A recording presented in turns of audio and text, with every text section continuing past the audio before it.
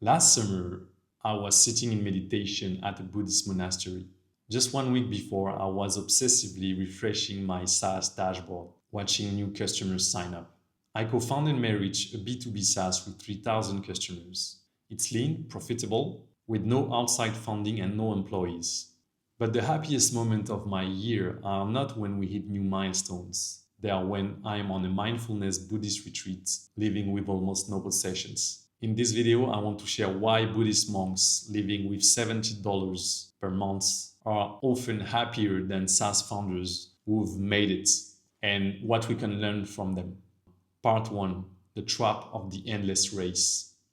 Most SaaS founders, me included, are addicted to growth, refreshing our Stripe dashboard multiple times a day, hoping that the monthly recurring revenue will grow, feeling frustrated when it doesn't grow, or feeling even more frustrated when it decreases. The minute a goal is reached, then a new one pops up, so it's never enough. And there's also often this mindset of sacrificing today for tomorrow. There's this belief that if I just grind today, then tomorrow will be better. This once I get there, once I reach that milestone, once I reach that revenue, then I'll be good, I'll be fine, I'll rest. When I'll sell my business, then life is going to be better. It's always sacrificing today for tomorrow, but in reality, this tomorrow never comes. And so they are trapped in the hamster wheel of entrepreneurship. The thing is, by default, the entrepreneur is dissatisfied and often unhappy. They live in the future, not the present. And there's this illusion that something external will solve the feeling of incompleteness. The reality is that many successful founders chase success because they feel incomplete. But the good news is we can change that. And it starts with awareness and intention. Part 2, redesigning entrepreneurship with intention. I became an entrepreneur with the clear intention of increasing my freedom and feel happier. So these were the end goals, not building a unicorn, not doing 1 billion. I don't care about this.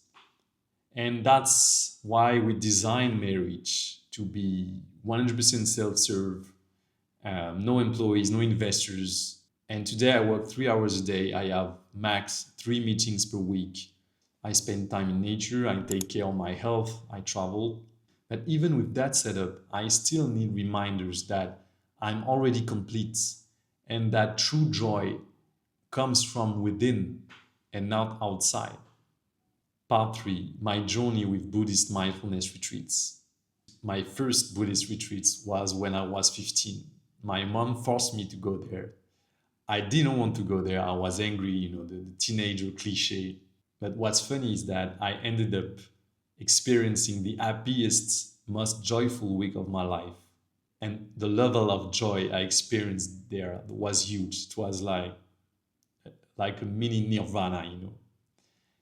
And the year after, I chose to go again, but this time I experienced a lot of suffering. It was like the opposite. So I didn't go there for 18 years, but deep down, I always knew I had to return. So in summer 2024, I went back and I experienced a week full of joy again. Now I go twice a year, and I even consider going there more often. And that's simple. When I look at my year, the highest point of joy are during these retreats.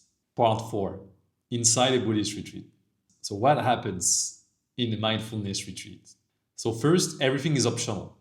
So there's the morning meditation, there are the Dharma talks from monks. So this is really powerful. You listen to monks who share precious insights to us modern humans. And in some way, they share how we can be more peaceful, feel more joy, and welcome our suffering instead of running and trying to escape our suffering. So these are really powerful insights during these Dharma talks, and I've had many breakthroughs while hearing these talks. There's also like mindful eating. You eat in silence. Um, and, especially today, I find it super hard when you're alone, eating your meal without watching anything, only just being mindful of what you eat in silence. And there, not always, but you eat in silence. And you eat feeling grateful for everything that has been made for you to have this food in your plate. And that changes the experience of eating. So there's the mindful eating, there are the total relaxation sessions, there's also the bell, the mindfulness bell ringing multiple times a day. And when you hear that bell, you need to stop doing what you're doing. So if you were in your thoughts thinking about the past, thinking about the future, then you stop. You take a deep breath and you go back to your center, go back to the present moment. And this can sound a bit crazy or a bit woo-woo, but actually that's really powerful because all of this trains you to go back to the present moment where life actually happens. And so the bell, hearing the bell, stopping and slowing down is really powerful. And there are also the Dharma sharing sessions. That's one of the most powerful practices. So you're sitting in circle with others and you're sharing with complete authenticity. So people listening to you are not trying to fix you, are not trying to advise you, and they just don't answer, don't reply. They're just here to welcome and to listen with deep compassion. Because often when we hear someone sharing, sometimes suffering, we always try to find solutions, try to fix the person, like, yeah, you could do this, you could do that. And often it doesn't really help, actually. And during these Dharma sharing sessions, then everyone can share. And the rule is to share with your heart, not with your head. So it can sound a bit cliche or woo-woo, but the rule is to share when you feel your heart beating. And that's your invitation to share. And I can't explain this, but actually this works and this happens. Sometimes you feel the heart beating and you feel vulnerable, actually. And you're not forced to, but you can share what you have in your heart. And that's really powerful. And what's interesting is that at the monastery, my entrepreneur status means nothing. My success, my achievements mean nothing. I'm with all my vulnerability and I feel complete as I am. What's cool is that I meet people I wouldn't meet in my daily life. In 1 week there, you can make friends for life because as you are super present, that creates really deep connections with others, true and deep connections. And I laugh a lot there. Sometimes people think like Buddhist retreats are always like serious, boring, eating seeds and but actually no. There's a lot of joy there. You can laugh, you can play sports, you can do basketball, table tennis, monks play soccer, so you can have a lot of fun. There's nothing crazy happening there. There's no fireworks. There's nothing huge. But there I feel joy, deep joy that no monthly recurring revenue numbers can bring. And that proves me that the ingredients for true joy are very simple. So there's living deeply in the present moment. And that's actually something the modern human doesn't do very often. It's constantly focused on the past or worrying about the future. So living the present moment, and you might have heard of the book, The Power of Now, which is a life-changing book. I deeply recommend this book to anyone. Other ingredient is slowing down. So we're not designed to live this fast and to have so much information like this, so much meetings, so much stimulation. So slowing down, it's so important and it's so relaxing. There's also there I feel complete as I am. I'm not feeling incomplete and lacking anything. I'm not feeling broken. And there also other ingredient, I welcome my suffering. I'm not trying to run faster than my suffering. I I understand that suffering is part of being human, and I welcome it instead of trying to run faster than it to escape it. And also I connect on a deep level with people. So there's community. When I'm there, I'm in a community. I'm also in nature there. We spend a lot of time outdoors, especially in the summer retreats. All these ingredients participate in feeling this deep, fulfilling joy.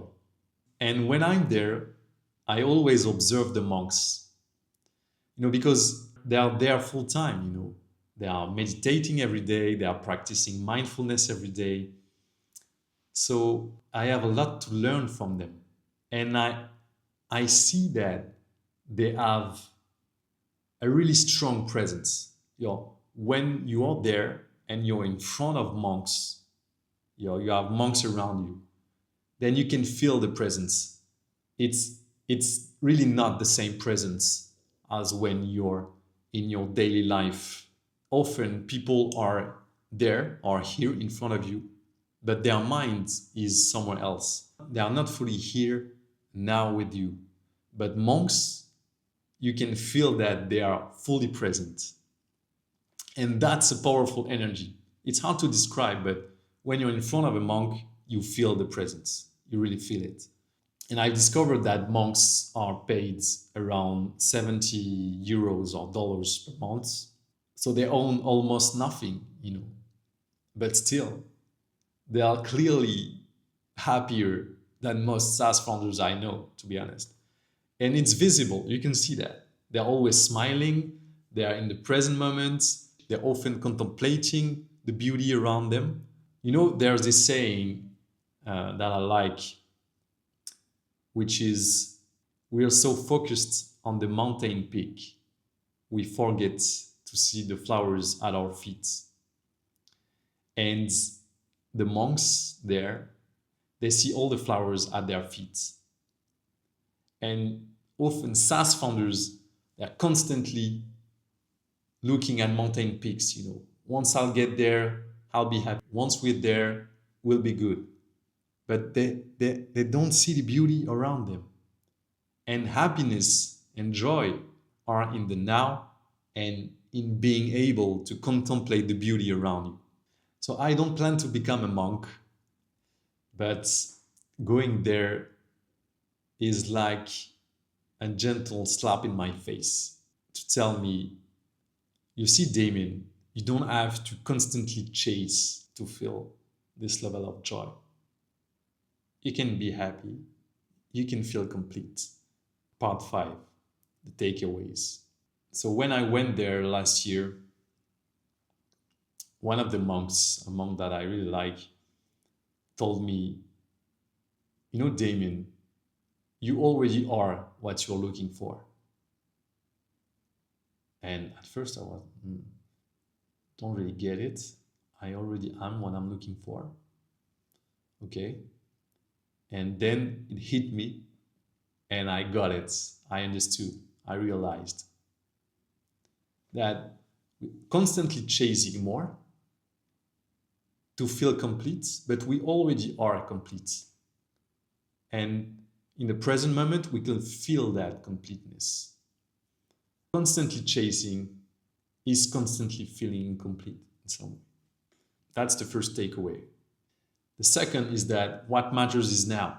Life happens now, not tomorrow, not yesterday. And the question is for me, do I feel joy in what I do? How can I feel more joy every day?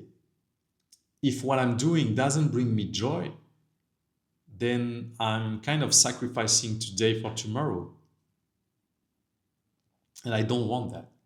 I don't want to sacrifice anything. Believing that you need to make sacrifices to live a good life is a limiting belief, according to me.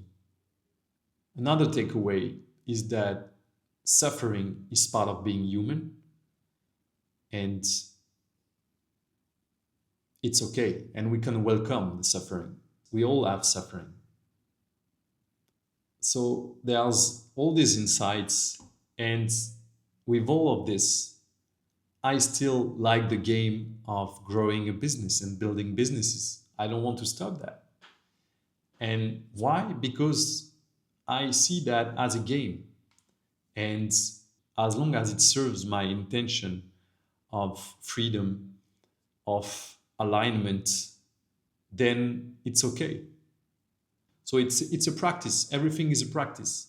It's not like you got something and then everything is better and you feel joy every day. Of course not.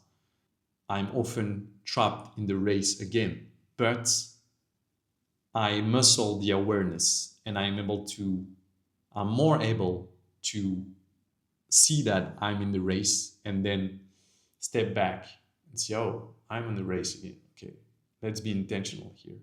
Let's go back on the now, in the now, and I'm complete. That's it, guys. This is what I wanted to share today. I hope you enjoyed the video. If you liked it, please drop a like, subscribe to the channel. This is a brand new channel, so if you want to support my work, please drop a like and subscribe. I will talk a lot about these topics of intentional living, freedom, alignment, and entrepreneurship and ambition. Feel free to join. Wishing you all the best and a lot of joy.